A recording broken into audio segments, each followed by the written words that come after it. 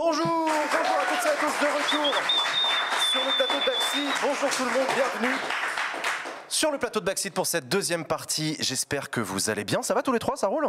Nickel. Oh putain. Alors vraiment, vous forcez pas. Ouais, franchement, c'était trop cool avec Julien.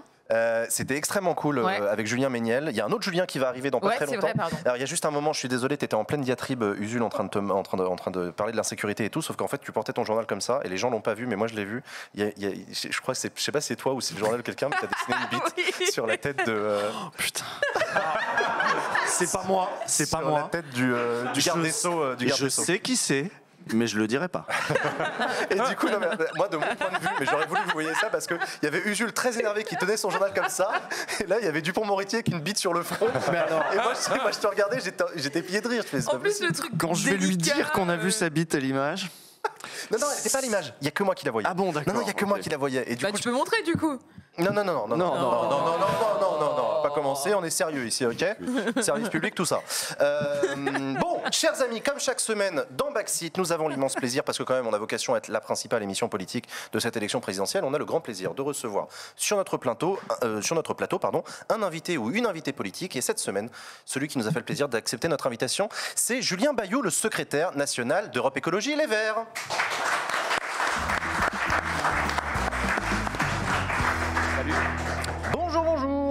Bonsoir, merci pour l'invitation. Merci de l'avoir accepté. Comment ça va, Julien Bayou? Ça va. Ça va pas, vous êtes claqué. Non, vous êtes claqué, ça se voit. Non, ça va. C'est de l'anti-cerne si vous voulez. Merci. Je rappelle que vous êtes donc secrétaire national d'Europe Écologie Les Verts. J'en ai déjà. Parti principal organisateur de cette primaire écolo pour laquelle, ça y est, les 122 000 inscrits ont commencé à voter dès aujourd'hui. Ça y est, c'est lancé. Et oui, vous l'avez dit, tu l'as dit, on peut se... Ah, vous pouvez me tutoyer, vous, si vous voulez. En fait, mais on va en parler, parce que je sais pas. Eh ben, tu l'as dit, il y a plusieurs partis. Il n'y a pas qu'Europe Écologie Les Verts. Il y a Génération S, Génération Écologie, Mouvement des Progressistes et d'autres, pour désigner la personne qui va nous représenter pour la présidentielle. Donc c'est un vrai gros moment. C'est un moment de débat interne, mais ouvert à tout le monde, puisque chacun a pu s'inscrire moyennant 2 €. On a 90% des gens qui sont inscrits qui ne sont pas membres. Et c'est un peu sans filet, il faut bien dire. C'est une primaire ouverte. Voilà. On joue vraiment le jeu de la démocratie, croyants et pratiquants. On y croit, on le met en œuvre. Et du coup, tout secrétaire national que je suis, je n'ai aucune idée de ce qui sort dimanche. Voilà. C'est vraiment très ouvert. Ok, écoutez, nous aussi on va suivre ça de près. Alors Julien Bayou, pour celles et ceux qui ne vous connaissent pas, moi c'est vrai que je vous ai découvert il y a 15 ans maintenant. On en parlait tout à l'heure dans le quiz à la con, cette époque c'est vraiment un très joli nom de rubrique. On est d'accord, il est chouette. À l'époque de Jeudi Noir, Génération Précaire, Sauvons les riches, Julien Bayou, c'était ce jeune militant d'Agitprop en jean basket t-shirt qui foutait le sbeul dans des mobilisations très médiatiques, etc. Et là je me retrouve 15 ans plus tard en costume, ça me fait vachement bizarre, j'ai du mal à... moi aussi. Non mais c'est vrai. Non mais alors, faites comme vous voulez, faites comme vous le sentez, mais je sais pas, vous sentez obligé de porter des costumes Vous êtes plus sérieux maintenant? Je sais pas comment formuler ma question, mais... C'est une bonne question. Non, je sais pas. Oui, plus sérieux, oui. Là, on joue gros. Enfin, encore une fois, là, on organise une primaire pour... je ne vais pas vous faire l'affront de vous raconter qu'il y a une urgence climatique. Oui, ça c'est bon. Le pays est menacé par la dislocation. Je vais pas... On y viendra peut-être, mais on joue gros parce qu'on y va pour gagner. On y va pour proposer une alternative à Emmanuel Macron. Et le duel Macron-Le Pen. Mais est-ce que quand on se met à faire de la politique à votre niveau, parce qu'aujourd'hui vous êtes chef d'un grand parti national qui a remporté des élections locales et qui ambitionne de remporter une présidentielle, est-ce que vous êtes contraint, est-ce que vous vous sentez contraint d'abandonner toute forme de petits grains de folie, non, de fun? On peut être sérieux sans se prendre au sérieux. De la même manière, quand on était sur Jeudi Noir, collectif sur le mal-logement, on parlait de choses extrêmement dures. Quand on n'arrive pas à se loger, on est vraiment sur de la misère, de la difficulté. En plus, on peut le prendre pour soi. Quand on ne réussit pas à trouver du boulot, alors que nos pouvoirs publics ne font rien pour faciliter le premier emploi. On savait aussi que les étudiants, les étudiantes, le premier boulot, les gens se disaient c'est de ma faute. Alors qu'en fait, fondamentalement, il y avait un problème d'insertion professionnelle de la jeunesse, de confiance dans la jeunesse, etc. Et du coup, on était vraiment sur des situations très dures. Et ça faisait presque une catharsis de pouvoir aller faire la fête et dénoncer une situation et interpeller des pouvoirs publics. La difficulté, c'est que si on fait que ça, on bute en fait sur l'institution. Je me souviens que quand on a commencé Jeudi Noir, donc il y a 15 ans, Parler d'encadrement des loyers, c'était complètement... C'était lunaire à l'époque. Oui, là, on était au temps de la Sarkozy triomphante, c'était tous propriétaires. Si tu étais locataire, tu étais un loser. Alors, si tu n'avais pas d'appart, n'en parlons pas. Et parler d'encadrement des loyers, alors qu'il y avait un décrochage complet entre les revenus et les loyers, c'était l'évidence. C'est ce qu'ils font en Allemagne, c'est ce qu'ils font à New York. Mais à l'époque, c'était lunaire. La Fondation Abbé Pierre, Droit au logement, Jeudi Noir, on portait ça. Ça s'est imposé dans l'opinion publique. En partie grâce à nous, pas que grâce à nous évidemment, mais aussi tout simplement parce que les gens avaient besoin de se loger. En 2012, alors c'est il y a longtemps, mais je me souviens, et Hollande et Sarkozy finissaient par le proposer comme une mesure. Sarkozy aussi. C'est une victoire idéologique ou hégémonie culturelle, je ne sais pas comment on peut le dire, mais une victoire complète, alors que 5 ans auparavant, c'était encore une fois soit communiste, soit hippie de le proposer, ou les deux. Et Duflot le met en place, ministre du Logement en 2014, et immédiatement après son départ, Manuel Valls le détricote. Ouais. Et donc on voit bien qu'il y a une nécessité de la sève dans l'opinion publique, de bouger, ce que fait par exemple le mouvement MeToo, Nous Toutes, toutes ces mobilisations. Il y a aussi besoin à un moment que dans l'institution, il y ait quelqu'un qui appuie sur le bouton. Mais il ne faut pas s'arrêter là. Il faut aussi qu'à nouveau, il y ait un aller-retour entre on va dire la société civile au sens large. C'est un peu le Front populaire. Et du coup, c'est derrière, ce que vous voyez. emporté plus loin par une mobilisation sur les grèves, qui étaient à l'époque illégales, les grèves du Front populaire. Et le gouvernement, qui était plutôt volontaire, il a emmené bien plus loin que ce qu'il avait encore imaginé. C'est un peu ça qu'il nous faut organiser là. Dans un contexte de résistance à la montée du fascisme. En plus, bien sûr.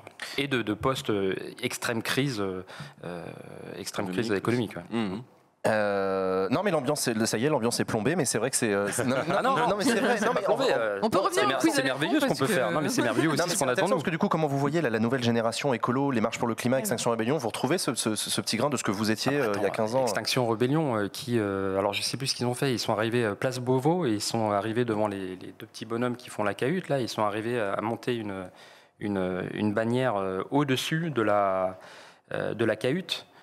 Pour alerter sur le dérèglement climatique, oui, c'est merveilleux, bien sûr. Quand la désobéissance civile est prônée par Action non violente, CAP 21, ANV COP 21. CAP 21, c'est un autre parti politique. Mais c'est encore autre chose, je me disais. Je leur pas le genre en plus. Non, le fait de décrocher les portées Macron, par exemple. Ouais.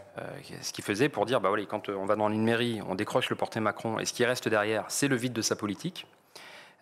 C'est une mesure qui interpelle l'opinion publique. C'est très très fort. Et derrière, de jouer le procès, l'état de nécessité, pour les juristes, ça peut parler,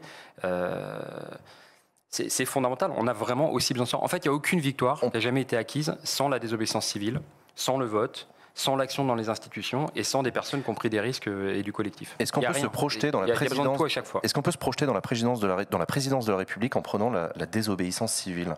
C'est des mots forts quand même. Vous imaginez demain l'Élysée et des leaders d'un camp qui n'est pas le vôtre se mettraient à dire désobéissons ?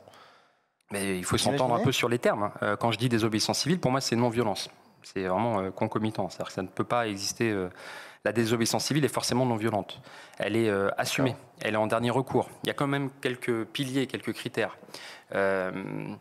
C'est en dernier recours. Ça ne peut pas être pour soi. Non, mais la personne qui va casser une vitre pour aller prendre un écran plat avec une cagoule, c'est pas de la désobéissance civile. Je suis d'accord avec vous, je fais la différence. Le vol d'un portrait de Macron, c'est pas bienveillant. Non, je comprends bien, mais encore une fois, je veux dire, si demain vous arrivez au pouvoir... Il faut que ça soit en dernier recours. Ça peut pas être juste, je te plante un bordel devant le ministère. Mais en dernier recours, par exemple, les fauchages OGM, c'était en dernier recours parce que si tu autorisais les OGM en plein champ, eh bien, il y avait un risque que ça se dissémine dans le reste de la nature. Bon, revenons sur cette primaire. Donc, ça a commencé. Pour vous répondre, oui, je pense qu'on a besoin de désobéissance civile.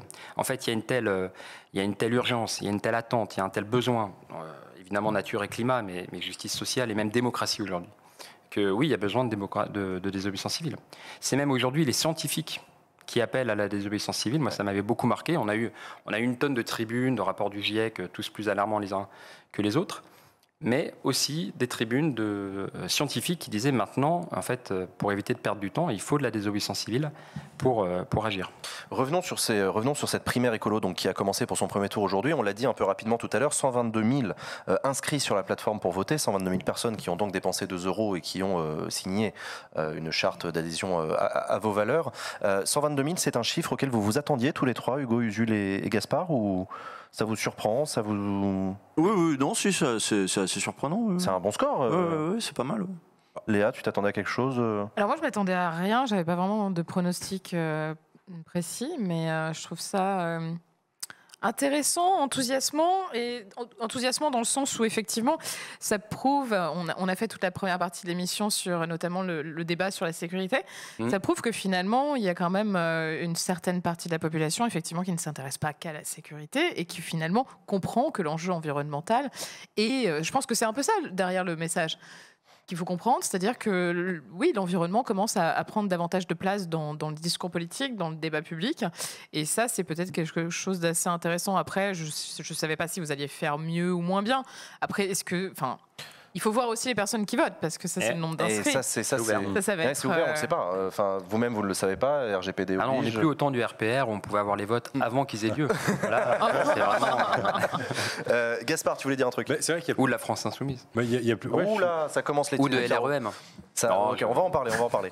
Il y a plusieurs choses. Il y a c'est vrai, vous avez cité les catastrophes climatiques qui ont eu lieu en France très récemment, même sous nos yeux. Là maintenant, c'est vraiment sous nos yeux. Donc c'est tristement, ça vous apporte, j'imagine, un peu de monde. Il y a également des manifestations pour le climat qui ont quand même eu lieu depuis 2017, qui ont un peu envahi les rues des grandes métropoles françaises. La montée en puissance de paroles médiatiques à la Greta Thunberg. Et puis peut-être deux choses aussi, moi, que j'ai souligné. Le coût, qui est un tout petit peu moins élevé que les autres années. Aujourd'hui, c'est 2 € c'était 2 € pour s'inscrire, et si je dis pas de bêtises, 5 € en 2016, 10 € en 2011. Bon, peut-être que c'est... Là, tu parles des primaires EPS à l'époque. Non, des écolos. Ah non, des écolos. écolos. En 2011 et 2012, écolos. ça devait être 10 € et 5 en 2000. Ouais, c'est moins cher de voter. Ok. Ouais. Voilà, c'est le chiffre que j'avais réussi à avoir. C'est en promo, c'est bradé, c'est cool. Et puis aussi une vraie pluralité aujourd'hui des différents courants. Donc, même au sein des, je veux dire, il y a une pluralité des candidats qui sont pas d'accord sur tous les sujets et qui sont bien qui peut donner envie de voter, ouais. Voilà, c'est-à-dire de Jadot à Sandrine Rousseau, il y a quand même un peu un monde. Il y a quand même gouvernatorial au milieu. Et gouvernatorial. Au centre, droit. Au centre, évidemment. 122 000 votants, vous n'avez pas peur des passagers clandestins ? J'ai vu que d'après Libération, vous avez été obligé de virer des leaders d'extrême droite. Oui, quelques-uns, mais qui se sont plaints. D'ailleurs, c'est vraiment l'extrême droite ouin-ouin. C'est-à-dire qu'ils ont fait le peuvent buzz, pas voter Rousseau. Ils ont mis 2 € pour essayer de perturber une primaire. Il y a une charte qui appelle à l'écologie, évidemment. Puisqu'on est écolo, on est humaniste. C'est ce qui a fait que j'ai pas voté. La charte est engageante, mine de rien. Ah bon, ok. Ouais. Ah ouais. Comment ça t'es engageant dans quel sens? Qu'est-ce qui vous a dérangé? Non, il y avait un côté derrière, du coup, on va voter pour ce candidat-là. Ah oui, il y avait un engagement de loyauté. Il y avait un engagement de loyauté, évidemment, à l'égard de la personne qui gagne. Et je me suis dit, je suis pas sûr de le tenir, donc autant que je vote pas. Voilà. Ok, intéressant. C'est honnête. Et après, c'est vrai qu'il y avait des fachos. Bon, eux, ils sont pour refuser l'arrivée d'Afghans et d'Afghanes. Bon, en fait, ils n'ont rien à faire dans une primaire où on prône l'humanisme. Non, clairement, ils sont là pour perturber. Oui. Ça, c'est sûr. Après, non, c'est une primaire ouverte. Donc, il y a des gens, évidemment, qui n'ont jamais voté de leur vie écolo. Mais en fait, c'est aussi ça un peu le jeu. On essaye, à notre petite mesure, de montrer que, oui, on veut gouverner de manière très, très différente d'Emmanuel Macron, qui a pris une convention citoyenne, en fait, pour gagner du temps. Convention citoyenne qui a fait un super boulot sur la loi climat. 150 citoyennes qui sont pris au jeu, tirés au sort, éduqués, formés aux enjeux, qui produisent 149 propositions qui tiennent la route. Un panel complet, y compris pour justice sociale, écologie. Enfin, ça fonctionnait bien, créer des emplois, la rénovation thermique. Enfin, il y avait vraiment tout le panel. Et prend ça, il dit merci et le jette à la poubelle. Bon, évidemment, nous, on veut faire complètement différent. Et c'est un peu une histoire de fins et de moyens, quoi. On fait autrement, on veut faire autrement. Et donc, on s'applique aussi des règles différentes de parité, de non-cumul des mandats et de démocratie. Est-ce que vous aviez eu, pardon Jean, est-ce que vous aviez eu des tentatives de hacking auparavant ou c'est la première fois que ça arrive? Ouais, oui, en fait, un peu moins. Il y en avait eu, mais un peu moins. Je veux dire que ça crée un peu de crainte, en fait. Sinon, il n'y aurait pas de tentative de déstabilisation. Je vais y voir du positif. Je vais y voir aussi le positif, que c'est un peu là que ça se joue. Après, ce que vous disiez, c'est très juste. C'est qu'en fait, nous, on est porté par, malheureusement, une idée qui nous dépasse. Et le dérèglement climatique, c'est pas du tout la même chose d'alerter dessus en 2021, quand tout le monde le ressent, que Alain Fousseret, pour le saluer, secrétaire national en 1989, qui alerte sur le dérèglement climatique avant le premier rapport du GIEC. C'est pas du tout la même guerre, quoi. C'est pas du tout la même situation. Et donc l'inaction des différents pouvoirs publics, Sarkozy, Hollande, Macron, qui peuvent avoir des discours très très verts, mais qui derrière font absolument rien, eh bien, font qu'à un moment, oui, c'est maintenant que ça se joue.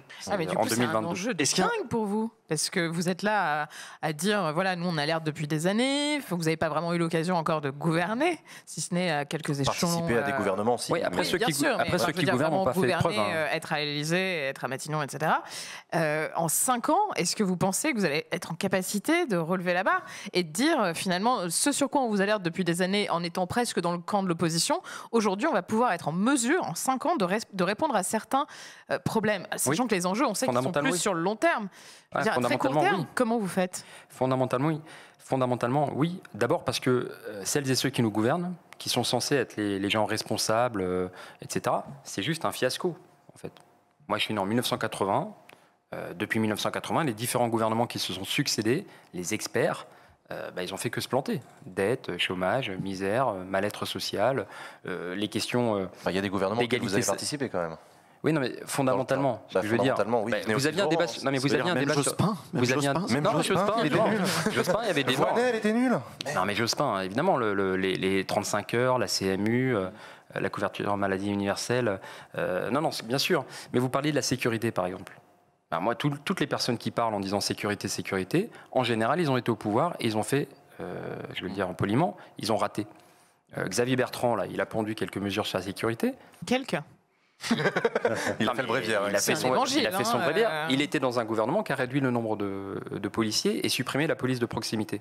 Mais justement, là, on a l'occasion de parler d'autre chose que de sécurité. Oui, non, mais ce que je veux dire, c'est qu'on doit pas avoir. C'est vous qui êtes allé sur ce terrain-là, bordel. Mais parce que moi, je crains pas. On a un problème de sécurité dans ce pays. On a besoin de moyens humains. On a besoin de renforcer les services de renseignement, de mieux les coordonner au niveau européen. Enfin, on pourrait développer longuement. Et en particulier, Jules qui a une question. Oui, mais j'aurais pas l'oublier. En particulier, s'intéresser à un tiers des homicides, dont personne ne parle jamais quand on parle de sécurité, sont les féminicides. Ouais. En moyenne, un tiers des homicides sont des féminicides, des femmes qui sont tuées parce que femmes. Dans chaque classe, vous avez 1 à 3 enfants qui sont victimes de violences domestiques, voire de pédocriminalité. Mais toutes les personnes qui vous parlent de sécurité, vous n'en parlez jamais. Donc en fait, ils ratent complètement la cible. Moi, je dis, ils sont disqualifiés pour parler de sécurité. Donc vous voyez, en fait, quand on aborde un sujet aussi important que le gouvernement, on peut aussi considérer qu'on n'a pas à être complexé par des gens qui parlent de dette, mais qui en fait ne savent pas gérer leur ville. Hein. C'est Estrosi à Nice, c'est Carignan à Grenoble, c'est Balkany à Levallois-Perret, etc. C'est les villes les plus endettées. Ouais. Bon, venez pas me parler de dette. Bien, mais c'est très bon argumentaire. Moi, je voudrais revenir sur non, vraiment nickel. Il y a des bons points là qui partent. Je voudrais revenir sur. En plus, ça avait fait polémique. La question des boomers. On en a parlé tout à l'heure. On a regardé l'âge un peu des gens. On peut parler sur le gouvernement écolo aussi un peu. Tout à l'heure, oui, bien sûr. Je n'ai fait que défoncer la droite. Bien sûr, mais c'est une question qui est en partie générationnelle. Et est-ce qu'on peut dire que mine de rien, le succès du Parti socialiste en 81 doit beaucoup au fait qu'il y a toute une génération qui accède au pouvoir, une génération des années 70, 60, et que le Parti socialiste lui offre l'occasion d'exprimer ces idées-là politiquement et de les traduire. C'est ça votre projet aujourd'hui quand vous dites qu'il y a MeToo, il y a des choses comme ça qui sont dans la société, il y a les marches climat, derrière vous voulez être cette interface qui permet à toute une génération d'accéder enfin aux manettes et de changer de logiciel. Oui, on peut le voir comme ça. Alors moi, j'ai été pas né, mais de ce que j'en ai lu, clairement, le vote Mitterrand en 81, il a été un peu le réceptacle ou le catalyseur à la fois du socialisme municipal, c'est-à-dire que les socialistes avaient gagné beaucoup de villes en 77, et puis des radios libres, qui est intéressant comme jonction.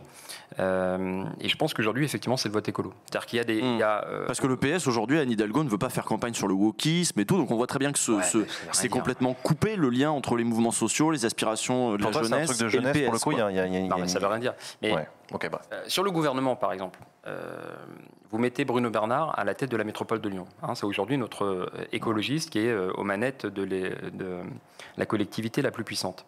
Bon, 6 mois avant, les gens ne savaient pas qui c'était. Ils pouvaient vous dire, mais ça ne tient pas la route. Mais en fait, ça fonctionne très très bien. Il a repris l'eau à Veolia.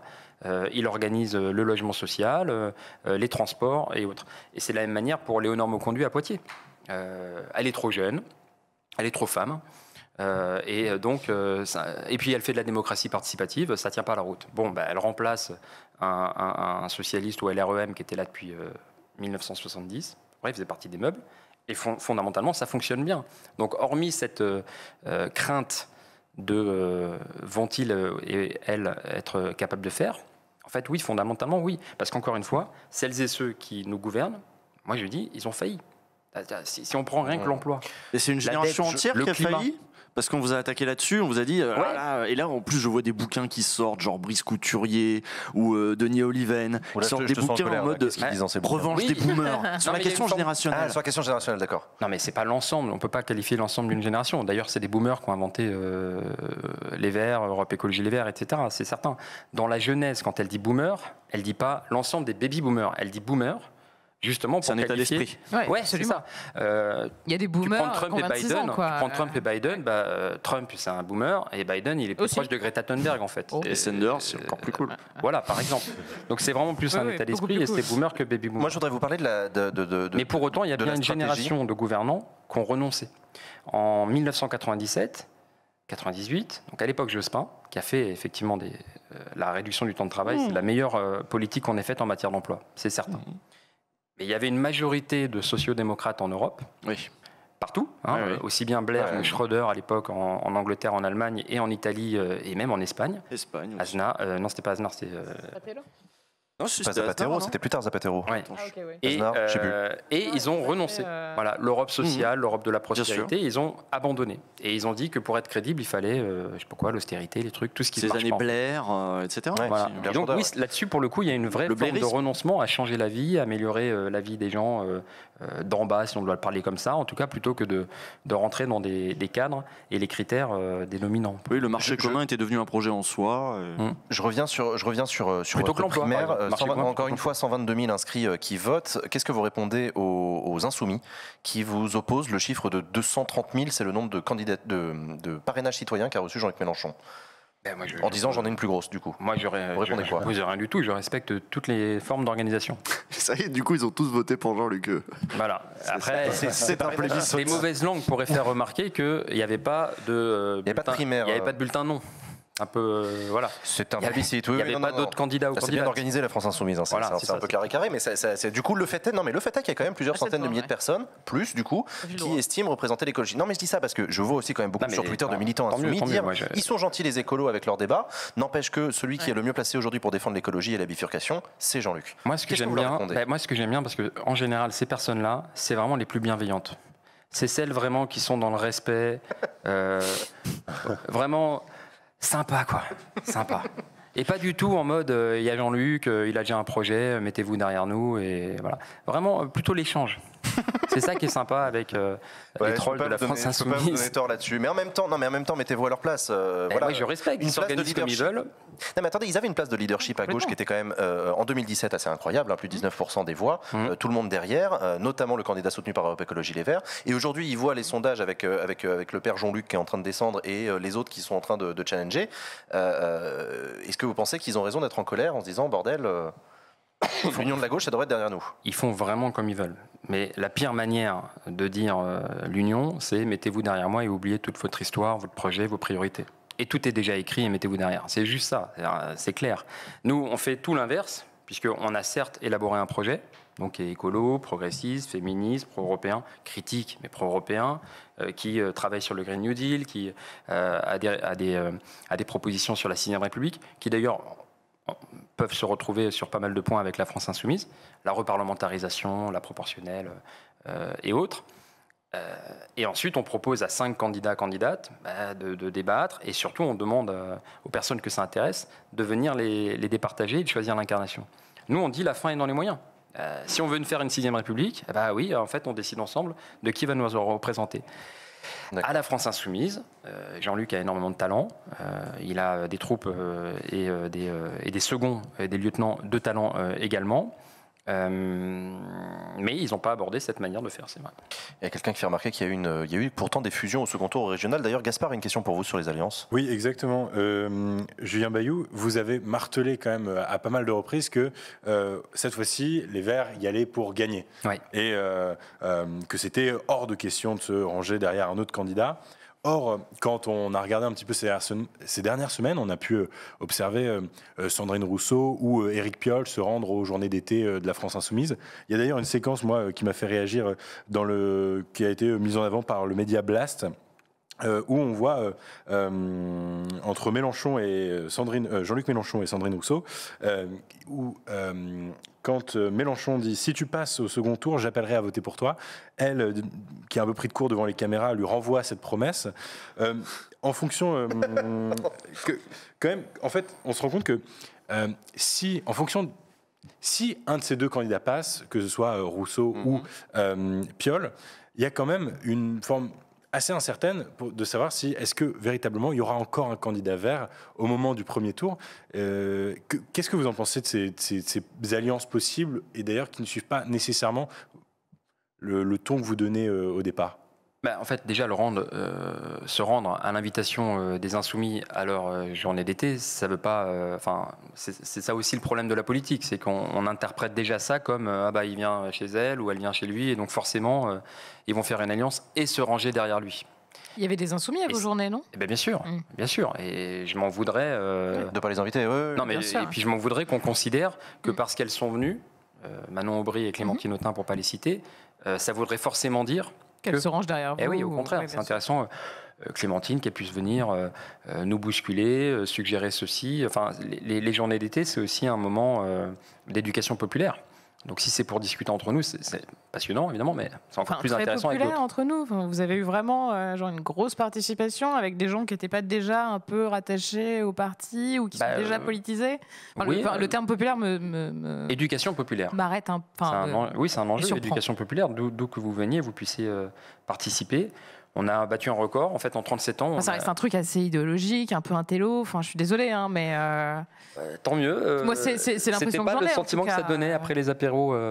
Parce que c'est aussi un nom très convivial. Peut-être pas en fin de journée, mais tant mieux, vous voyez ce que je veux dire. On a battu un record de participation, mais en plus, moi, je suis pas là pour faire la guerre des chiffres, parce que puisque c'était Covid, de toute manière, la jauge était limitée. Mais on a battu le record en 37 ans, plus de 3000 participantes, mais c'est pas ça l'enjeu. Moi, ce que je voulais dire, c'était que si on commence en disant viens derrière moi, ça, effectivement, la droite, elle peut y arriver. Mais dans notre écosystème, entre partis politiques de gauche et écologistes, et a fortiori avec les associations, les syndicats, qui n'ont pas envie d'être récupérés, puis il y a eu trop de traumas sur le sujet, je pense qu'on s'y prend très très mal. Nous, ce qu'on dit, c'est, en 2022, que l'écologie ne soit pas au centre de la présidentielle, ça serait trahir notre mission. Voilà. En fait, avec les étés qu'on passe, avec la pollution, avec la prise de conscience généralisée, avec le sentiment maintenant installé que justice sociale et justice environnementale vont de pair, en tout cas que les inégalités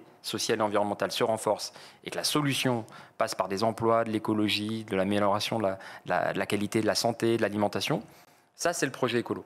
Bon, on va tout faire pour le porter, et je pense sincèrement que c'est les écologistes qui sont en mesure de rassembler. Parce qu'on a réussi à notre échelle au régional, en Ile-de-France, en Auvergne-Rhône-Alpes, en Pays-de-la-Loire, c'est des écolos qui rassemblent. Il va falloir maintenant le passer à l'échelle à la présidentielle. Et vraiment l'enjeu, c'est d'arriver à trouver cause commune, je le dis à dessein, cause commune avec, non pas les partis politiques, il faut aller bien au-delà, avec cette soif de justice, MeToo, Black Lives Matter, et même les Gilets jaunes, ils attendent pas un filet d'eau tiède, quoi. C'est-à-dire qu'il faut vraiment maintenant organiser un basculement. Le côté de on ne peut pas faire alliance les uns derrière les autres avant le premier tour, ça ne peut pas être chacun qui se range derrière l'autre, c'est un refrain qu'on a déjà entendu, c'était au moment des régionales. Et au second tour, vous vous êtes mis les uns avec les autres, et j'ai reçu sur ce même plateau Clémentine Autain qui est venue m'expliquer que ah non, mais avec Julien Bayou tout se passe bien, en fait on est très d'accord sur tout, l'alliance s'est faite très rapidement et très naturellement. Et en fait, on a fait quand même que c'est un peu barbant pour des gens comme nous de se dire mais en fait vous pouvez vous mettre ensemble en fait. Oui, on peut, bien sûr. Mais il faut tester les forces avant pour voir quel est le rapport de force. En fait, ce qui s'est passé, c'est les sondages qui vont faire ça. Non, mais là il faut pas que ça soit les sondages, mais ce qui s'est passé au régional, c'est qu'il y a eu un premier tour. Et je sais que c'est un peu à l'ancienne, mais les gens se sont exprimés. Est-ce que là, le scrutin n'est pas trop décisif là pour se permettre ce... Et c'est pour ça qu'il faut le faire avant le premier tour. Ouais. Mais les régionales, non, mais c'était pas la même élection. Oui, c'est ça. Je parle de la présidentielle. Au régional, je le redis, mais parce que ça paraît déjà très loin. Mais arrivé, je sais plus, mais Clémentine Autain, Audrey Pulvar et moi, nous pouvions nous allier pour jouer la gagne au second tour. Donc ça n'a pas suffi, il aurait manqué du temps, tout ce qu'on veut, mais au moins les voix se sont additionnées.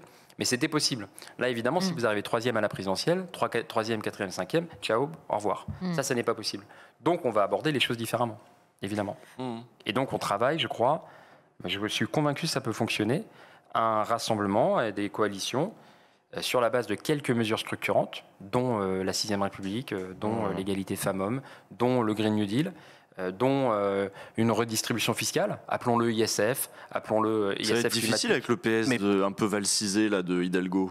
Oh, Hidalgo, valcisé. Je crois pas. Fondamentalement. Moi, je dis ça, d'ailleurs, Hidalgo est déjà en équipe avec des Verts à Paris, quand même, depuis 20 ans, donc c'est que ça fonctionne.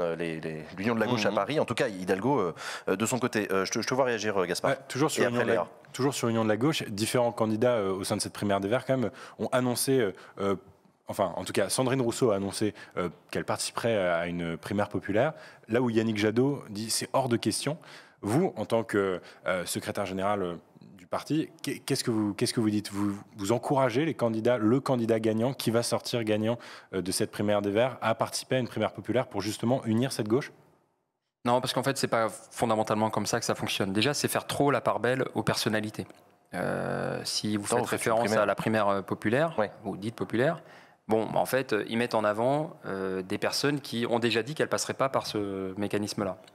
Je ne veux pas citer de nom. Christiane Taubira. Christiane Taubira qui hier ou ce matin a dit j'y vais pas, elle est en première page sur le truc. Elle sert en fait entre guillemets un peu de produit d'appel, malgré elle. Bon, donc je pense que ça participe de la déception en fait. Je vous dis, je fais un festival et puis il y aura Taubira, Montebourg, Hamon, pour citer des personnes qui ont dit qu'ils n'allaient pas par là. En fait, c'est une impasse. Mais par ailleurs, dans une primaire, et Usul l'a dit, le jeu c'est s'engager à soutenir la personne qui gagne. Et donc, il faut quand même avoir un minimum de projets partagés. Et aujourd'hui, vous pouvez dire avec assurance que Sandrine Rousseau et Éric Piolle se rangeraient derrière Yannick Jadot, ou alors, si c'est Sandrine Rousseau qui passe, que Yannick Jadot n'ira pas se ranger derrière quelqu'un d'autre ? Oui, je peux le dire. Oui, parce que fondamentalement, ils ont des personnalités différentes. Je pourrais vous en faire l'article et vous présenter un peu leur parcours. Je vous invite à aller regarder. C'est des personnalités sincères, engagées pour l'écologie. Puis j'ai pas envie de faire non plus leur promo à l'excès. Voter. Mais au-delà de ça, fondamentalement, Yannick Jadot, par exemple, n'a pas manqué un seul vote au Parlement européen. Et il n'y a aucun moment où il a été pris en défaut sur, je sais pas, un traité commercial ou la protection des travailleuses et des travailleurs. Éric Piolle, à Grenoble, on est tous et toutes fiers de son mandat. Sandrine Rousseau, j'ai été porte-parole avec elle de 2013 à 2016, on est parfaitement alignés. Vous voyez, et donc, au-delà des nuances, des priorités, des mots aussi qui peuvent être employés, fondamentalement sur la protection du climat, sur le Green New Deal, sur la redistribution fiscale, sur le féminisme, sur l'accueil des réfugiés, en fait, il n'y a pas un pli. Ça veut dire que les plus à droite, de toute façon, ils sont partis chez Macron, quoi. Oui, par exemple. Il en reste quelques-uns, non ? Léa, Usul, et ensuite ce sera le mot de la fin. Mais nous, on est écolo.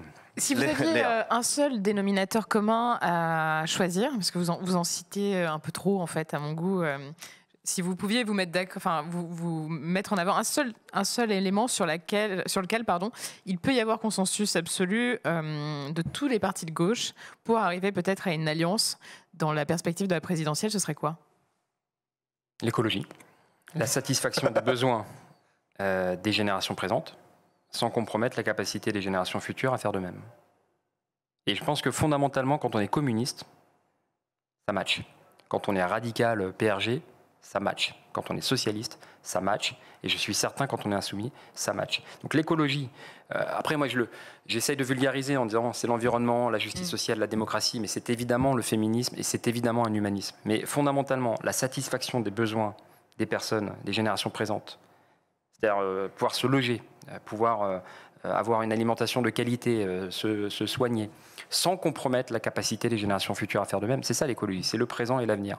Et fondamentalement, les forces de gauche, eh bien, elles sont pour la satisfaction des besoins des travailleurs et des travailleuses, trouver un logement, pouvoir se soigner et participer à l'émancipation de ces enfants et des enfants au-delà. C'est vraiment un humanisme, évidemment, ou un cosmopolitisme pour d'autres familles politiques, en prolongeant la responsabilité à l'égard des générations futures. Oui, enfin, il risque d'y avoir quelques pots cassés quand même. Quand on met en place un programme écologiste, on sait qu'il va y avoir quand même un peu de casse. Ça risque d'être compliqué. Il va falloir faire du social en même temps. Enfin, c'est pas si évident que ça, en fait, pour tout le monde. Le problème là, social, il vient de l'absence de l'écologie. Les gamins qui n'ont pas accès à un bon repas par jour, c'est parce qu'on ne fait pas de cantine bio. On a vu pendant le confinement, quand on ferme les cantines, il y a les gamins des riches, qui peuvent aller manger ailleurs, et puis il y a tous les autres qui n'ont pas de bons repas par jour. Quand on ne fait pas la rénovation thermique, vous avez trop chaud l'été et trop froid l'hiver, où vous allez casquer un demi-SMIC dans le chauffage électrique parce que ça a été mal conçu. Donc c'est l'absence d'écologie qui pose des problèmes sociaux. La différence, on parle des retraites, la différence d'espérance de vie entre un ouvrier, entre un cadre. On est à côté du RERC, vous pouvez avoir 10 ans d'espérance de vie d'une station à l'autre. Ça a beaucoup trait au contexte environnemental, à la qualité de l'alimentation, évidemment à l'air que vous respirez, au logement dans lequel vous habitez. En fait, fondamentalement, si on élargit l'écologie à autre chose que... C'était quoi la citation de ma mère tout à l'heure le cul des oiseaux. C'est-à-dire la satisfaction des besoins des générations présentes sans compromettre la capacité des générations futures à faire de même. Fondamentalement, je suis certain les forces de gauche émancipatrices de progrès s'y retrouvent. Usul. Ouais, sur le socle minimal, est-ce que vous n'avez pas peur que là les médias vont taper pour diviser, évidemment, avec leurs obsessions? Médias, donc on va revenir sur le wokisme, c'est qui est devenu le mot, c'est le terme, ça va être le truc de cette campagne, qui est woke, qui est pas woke. Anne Hidalgo a déjà dit qu'il y avait des ambiguïtés chez les uns, chez les autres, parfois chez les Verts, et puis le vert de l'islam, etc. Ça va être ça le ton de cette campagne. Pas Hidalgo mais ouais. Non, c'est pas Hidalgo, non, je mélange tout, mais vous voyez l'idée, quoi. Ça va être ça le ton de cette campagne en permanence. Et or, c'est un clivage, si on en gros, ceux qui sont en phase avec les nouveaux mots, les nouvelles luttes antiracistes, les nouvelles luttes féministes et tout, et les autres qui vont en appel à la République au nom de la conservation d'un certain ordre symbolique, dirons-nous. Et ce clivage, il traverse la gauche, il traverse le PCF. Est-ce qu'on va ou pas aux manifs de flics? Comment on parle des flics? C'est le même clivage à peu près. Au PS, j'imagine que là, je pense que les anti-woke sont plutôt majoritaires. Les médias vont taper là-dessus. Vous avez une réponse pour dire que vous pouvez opposer un front uni alors même qu'il y a des désaccords que les médias vont amplifier, que les journalistes dominants, dirons-nous, les médias mainstream, vont amplifier et vont taper là-dessus. Vous avez un plan? Julien Bayot, allez-y. Il y a le fond et la stratégie. Sur le fond, il faut dénoncer les fraudes. Manuel Valls, qui se clame universaliste, n'a rien fait pour faire progresser l'égalité. C'est ça l'universalisme. Nous sommes tous égaux et égales. Faire progresser l'égalité, c'eût été lutter contre les discriminations, contrôle aux faciès. Il y avait un groupe de jeunes hommes qui avaient porté plainte et fait condamner l'État pour faute lourde, et lui s'est amusé à faire le pourvoi en cassation pour éviter d'avoir à répondre à la question. Donc la France était condamnée par son propre système judiciaire en disant il y a des discriminations, c'est évident, 20 fois plus de chances, entre guillemets, pour une personne perçue comme noire ou arabe de tomber sur un contrôle d'identité. Et plutôt que de faire progresser l'universalisme, c'est-à-dire constater le réel, oui, effectivement, les Noirs et les Arabes se font recaler aux entretiens d'embauche, qu'est-ce qu'on fait pour progresser vers l'universalisme? Eh bien, il a dit, oh là là, je ne me préoccupe pas. Donc moi, ces gens-là, c'est ça la fraude. Ces gens-là, ça ne me concerne pas. Mais sinon, c'est du communautarisme si on n'est pas universaliste. Et la strate, je pourrais faire la même sur Zemmour, parce que Zemmour, qui n'a rien à dire sur la peine de mort ou sur la retraite, j'ai vu que vous en avez parlé tout à l'heure, en fait, tu peux faire toutes tes névroses dans ton coin, mais ne te présente pas pour gouverner le pays. Et la strate, par contre, c'est choisir le terrain de bataille. Moi, je peux répondre vous n'allez pas répondre là-dessus, vous allez marteler sur l'écologie, le social, l'écologie, le social. Et là, pour le coup, je rejoins Jean-Luc Mélenchon qui dit on a un problème de salaire, on a un problème de logement, on a un problème de santé, on a un problème de la place de la France dans l'Europe, dans le monde. Oui, mais on va vous demander de vous positionner, de faire les génuflexions qu'il faut faire. Mais moi, j'ai commencé par répondre sur la sécurité. Je pense que notre programme ou notre enjeu, notre projet, il va beaucoup plus loin que tout ce que peut raconter Bertrand, parce qu'en fait, il a systématiquement oublié la moitié de la population.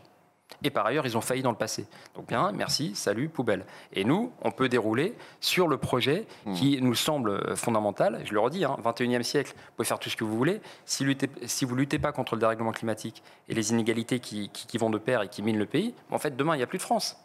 En fait, donc l'enjeu pour préparer l'avenir, réparer le présent, préparer l'avenir, c'est s'affronter le réel, c'est le dérèglement climatique, c'est la crise du logement, c'est la crise sanitaire, c'est l'emploi, c'est l'égalité femmes-hommes, c'est lutter contre ces discriminations qui minent le pays, bien sûr, qui abîment, qui cassent le lien de confiance entre la police et la population. Voilà du concret. Merci beaucoup Julien Bayou d'être venu sur le plateau de Backseat. Je rappelle donc que nous sommes en plein pendant le premier tour de cette primaire des écologistes qui dure jusqu'au 19 septembre et le second tour sera du 25 au 28 septembre. C'est donc le 28 septembre que nous connaîtrons le nom du ou de la vainqueur de cette primaire qui sera évidemment invité sur le plateau de Backseat. Merci Julien Bayou. Je vous laisse y aller. Bonne fin de journée. Bon courage. Dormez bien. À bientôt. Merci. Et vous ne bougez pas. On se retrouve dans quelques minutes pour un mot de conclusion. À tout de suite.